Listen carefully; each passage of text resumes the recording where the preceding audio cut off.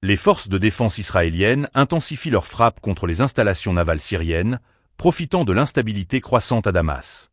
Cette offensive survient alors que des groupes d'opposition armés prennent le contrôle de la capitale, marquant un tournant décisif dans la guerre civile syrienne.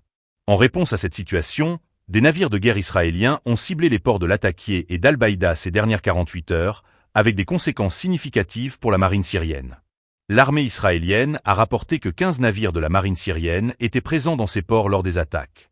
Selon les déclarations officielles, des dizaines de missiles mer-mer d'une portée de 80 à 190 km ont été détruits. Ces frappes, qui ont été accompagnées de la publication d'une vidéo montrant les attaques, semblent viser à empêcher l'utilisation de ces installations par des groupes considérés comme des menaces pour la sécurité israélienne. Des images diffusées par Al Jazeera montrent ce qui seraient des navires de la marine syrienne détruits, tandis qu'un journaliste de l'AFP sur place à Latakia a observé de la fumée s'élevant de plusieurs navires de l'ère soviétique, armés de mitrailleuses et de lance-missiles. Cette destruction des capacités navales syriennes pourrait redéfinir les équilibres de pouvoir dans la région, alors que la menace des djihadistes persiste. Le Premier ministre israélien Benjamin Netanyahou a justifié ces attaques en affirmant qu'elles visaient à bombarder les capacités militaires stratégiques abandonnées par l'armée syrienne, afin qu'elles ne tombent pas entre les mains des djihadistes.